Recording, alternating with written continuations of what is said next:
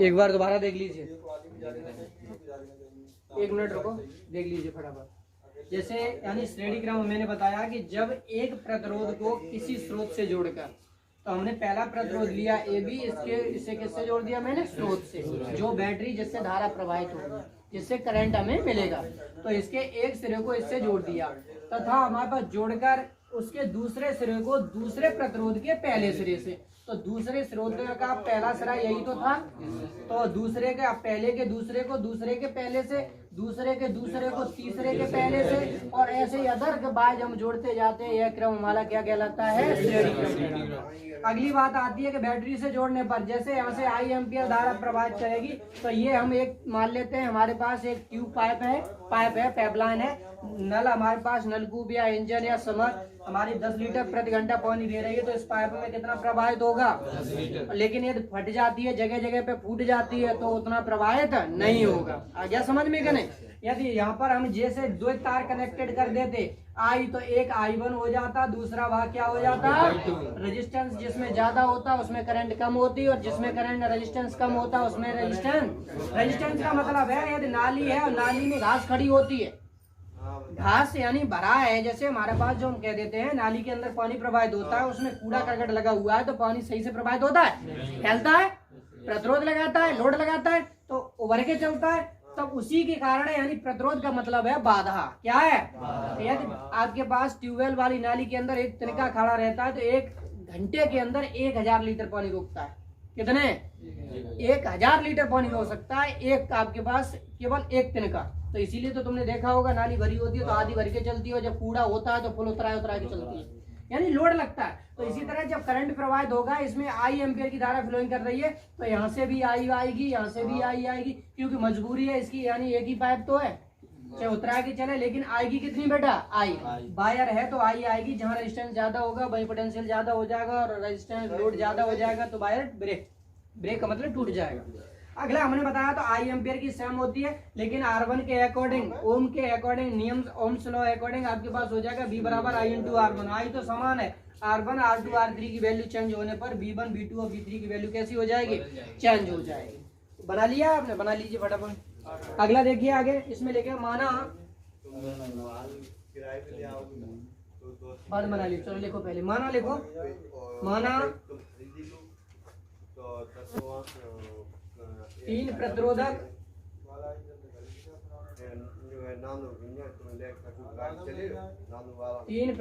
R1 R2 व R3, R1 R2 व R3 श्रेणी क्रम में जोड़कर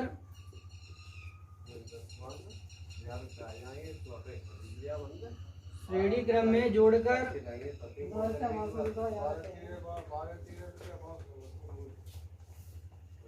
श्रेणी क्रम में जोड़कर श्रेणी क्रम में जोड़कर किसी बैटरी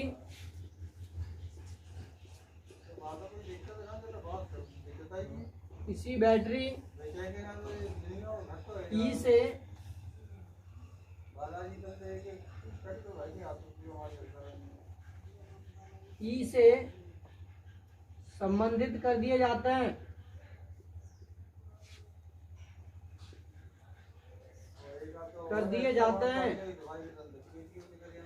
तो श्रेणी क्रम में जुड़े होने के कारण श्रेणी क्रम में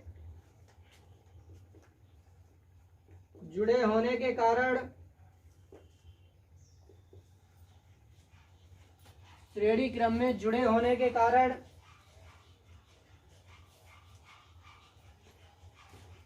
धारा I समान बहती है,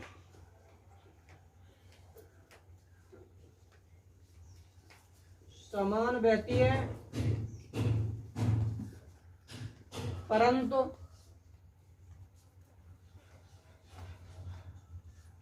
धारा I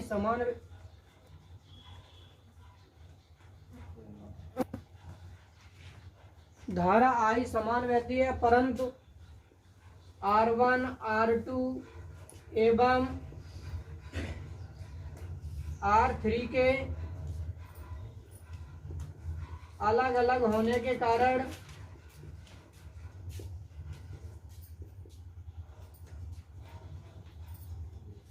विभवांतर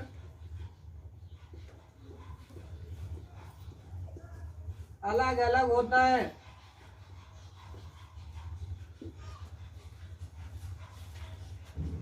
अलग अलग होता है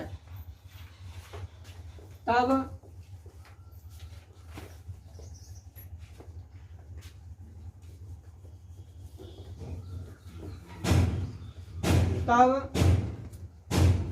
R1 के सिरों के बीच, तब बेटा R1, R2 लिख लो, सब लिख लो करके। R1, R2 एवं R3 के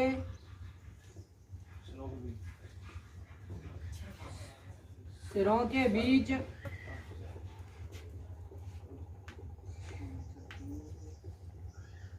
विभवांतर, सिरों के बीच विभवांतर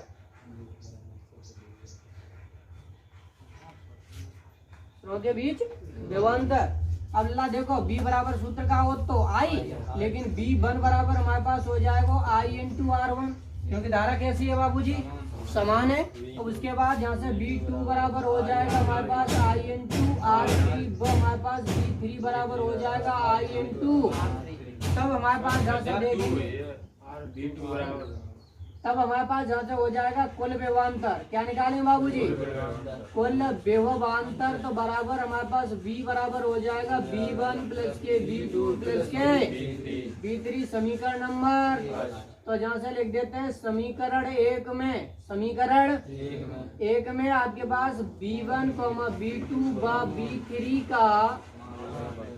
मान रखने पर, तो जानते थे मान रखो बाबूजी, तो हमारे पास यहाँ से मान रखने पर निकालेंगे तो B बराबर IR1